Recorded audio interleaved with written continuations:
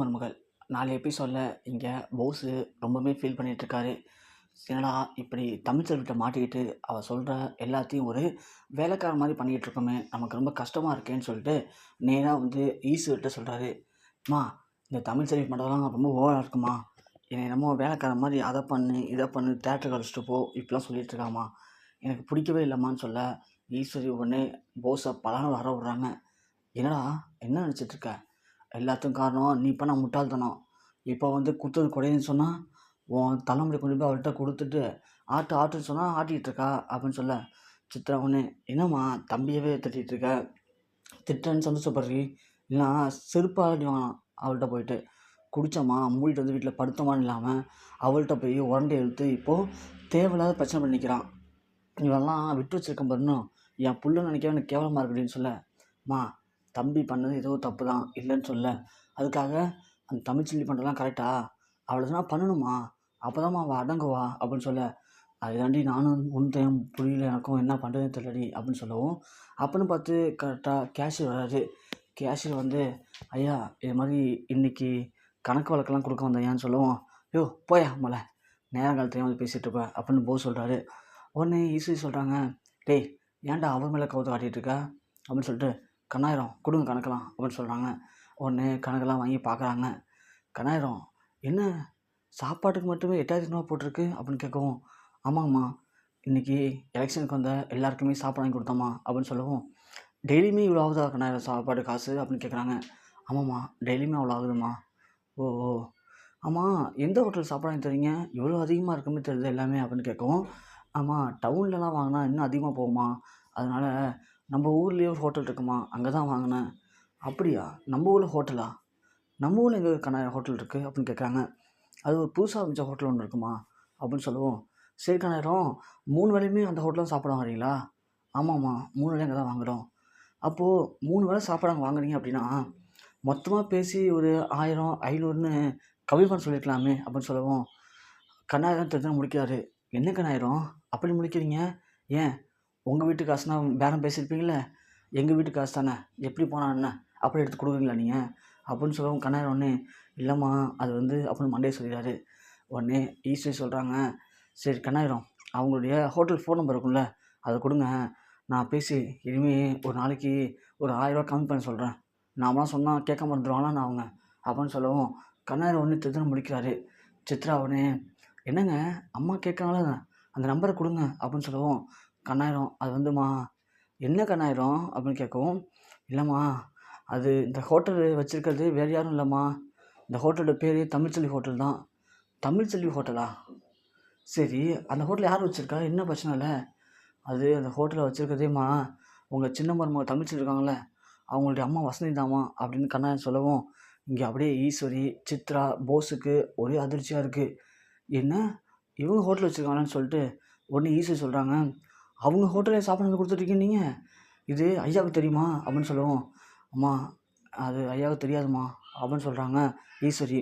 உடனே போஸ் சொல்கிறாரு, சரி அவங்க ஹோட்டல் வைக்கிற அளவுக்கு வளர்ந்துட்டாங்க, ஒன்றும் இல்லாத அன்னக்காவடியாக இருந்தாங்க அவங்க, அவங்களுக்கு எப்படி ஹோட்டல் வைக்கிற அளவுக்கு பணம் வந்துச்சு அப்படின்னு போஸ் கேட்க, உடனே ஈஸ்வரி, அதானே போஸு நான் இது யோசிக்கல பாரு, ஒன்றுத்துமே வழி இல்லாமல் கூரை கொட்டையில் உட்காந்துருந்தாங்க, அவங்களுக்கு எப்படியா ஹோட்டல் வைக்கிற அளவுக்கு பணம்லாம் வந்துச்சு அப்படின்னு சொல்லுவோம். இங்கே சித்ரா, ஹோட்டல்லாம் ஆரம்பிக்கணும் லட்சங்களில் பணம் ஆகுமே, எப்படி அவங்களால ஹோட்டல் வைக்க முடிஞ்சது அப்படின்னு சொல்கிறாங்க.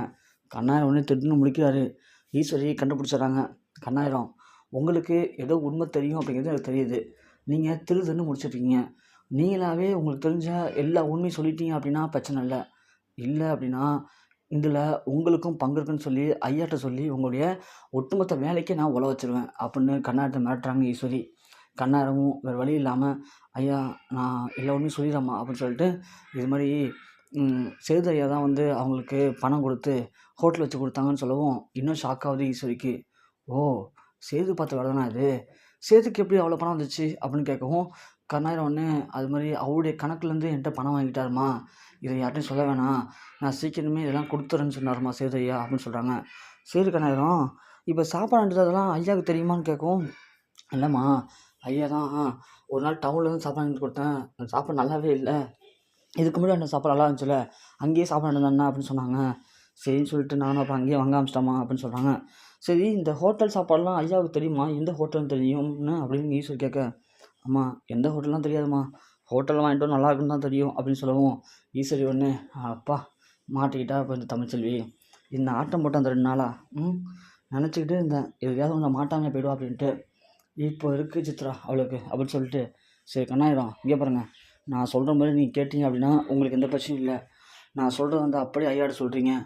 இல்லை அப்படின்னா இந்த இதில் உங்களுக்கும் பங்கு இருக்குன்னு நான் சொன்ன மாதிரி உங்களை ஒரு வழி பண்ணிவிடுவேன் பார்த்துக்கோங்கன்னு சொல்லிட்டு உடனே ஈஸ்வரி சொல்கிறாங்க, இங்கே பாரு கண்ணாயிரம் இதை தான் நீ சொல்ல போகிற. ஆனால் இதை மாற்றி மட்டும் சொன்னேன்னு வச்சுக்கேன் பிரச்சனை உனக்கு தான் பார்த்துக்கோ அப்படின்னு சொல்லி கண்ணாயிரத்தை மிரட்டுறாங்க ஈஸ்வரி. கண்ணாயிரமும் ஒரு வழி இல்லாமல் ஓகே சொல்கிறாரு. அதுக்கப்புறமா ஈஸ்வரி கண்ணாயிரத்திட்ட சொல்லி முடிச்சுட்டு வீட்டுக்குள்ளே போகிறாங்க.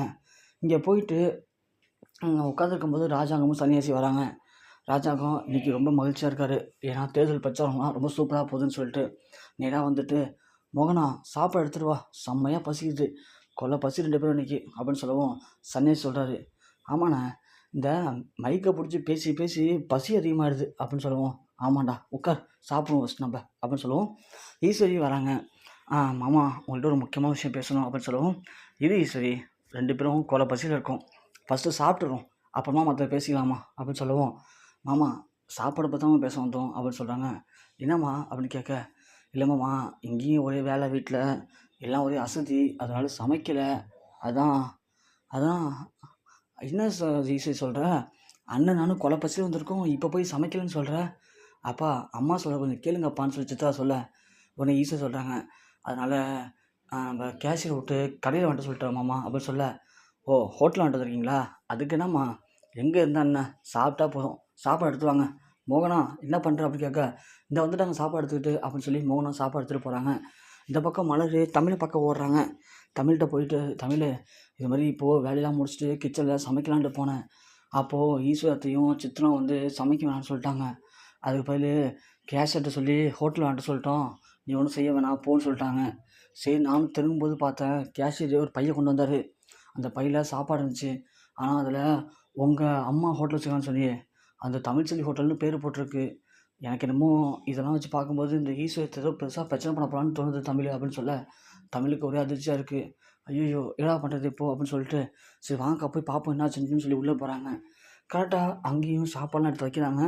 சாப்பாடை சாப்பிட்ற நம்ம ராஜாங்கம், என்னம்மா இதெல்லாம் பார்த்தா ஹோட்டல் சாப்பிட்ற மாதிரி தெரியலையே, வீட்டு சாப்பிட்ற மாதிரிலாம் இருக்குது, ரொம்ப அற்புதமாக இருக்குது அப்படின்னு சொல்லி ராஜாங்கம் சொல்ல, ஒன்று ஈஸியாக சொல்கிறாங்க, தெரில மாமா நம்ம கேஷ் தான் வாங்கிட்டு வந்தார், இருங்க கேட்குறேன் எந்த ஹோட்டல்னு சொல்லிட்டு அப்படிங்க.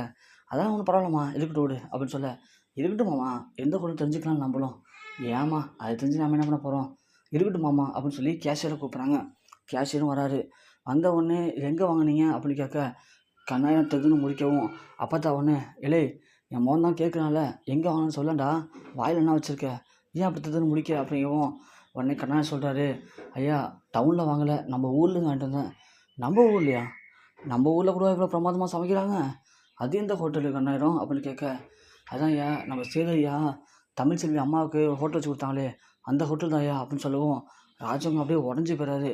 என்ன சேது ஹோட்டல் வச்சு கொடுத்தானா, ஆமாங்க ஐயா அவருடைய சொந்த கணக்குலேருந்து என்கிட்ட பணம் வாங்கி இந்த ஹோட்டல் வச்சு கொடுத்துருக்காரு ஐயா அப்படின்னு சொல்லவும், ராஜாங்கம் தட்டை தூக்கி அப்படியே வெளியே அடிக்கிறாங்க. என்ன நினச்சிட்டு இருக்காங்க சேது, அவனுக்கு என்ன ரொம்ப திமிரு அதிகமாக போச்சா, இந்த வீட்டில் நான் சொல்கிற எதையுமே கேட்கக்கூடாதுன்னு ஒரு முடிவோடு இருக்கானா அப்படிங்கிற மாதிரி ராஜாங்கம் சொல்ல, உடனே சன்னியாசியை விட்டு சேதுக்கு ஃபோன் அடிக்க சொல்கிறாங்க. சன்னியாசி ஃபோன் அடித்து சேதுவை உடனே வீட்டில் சொல்கிறாரு. சேதுவும் கருப்போ, அப்பா நம்மளை கூப்பிட்டுருக்காரு மாமா, அப்பா நம்மளை மன்னிச்சிட்டாரு, இனிமேல் எந்த பிரச்சனையும் இருக்காதுன்னு சொல்லி சேது ஆசாசியாக ஓடி வரான் வீட்டுக்கு.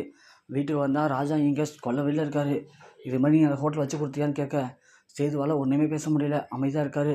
அதுக்கப்புறமா, அப்பா இதெல்லாம் பிரச்சனை வரத்துக்கு முன்னாடி கஷ்டப்படுறாங்கன்னு வச்சு கொடுத்தேன்ப்பா, உங்கள்கிட்ட சொல்லலாம் தான் நினச்சேன்ப்பா, மற்றபடி உங்கள்கிட்ட மறைக்கணும்லாம் ஒன்றுமே இல்லைப்பான்னு சொல்ல, ராஜாங்க ஒன்று சி வாய மூடுறா, உன்ன மாதிரி ஒரு கேவலமான நான் பார்த்ததே இல்லை, புல்லுன்னு சொல்லி உனக்கு அவ்வளோ அன்பு பாசமும் வச்சேன், ஆனால் நீ போய் எனக்கு இப்படி ஒரு துரோகத்தை பண்ணு சொல்லி நினச்சி விட பார்க்கல அப்படின்னு சொல்ல, சேது ஒன்று ஓடி போய் ராஜாங்க காலில் விழுந்து மன்னிப்பு கேட்குறாரு.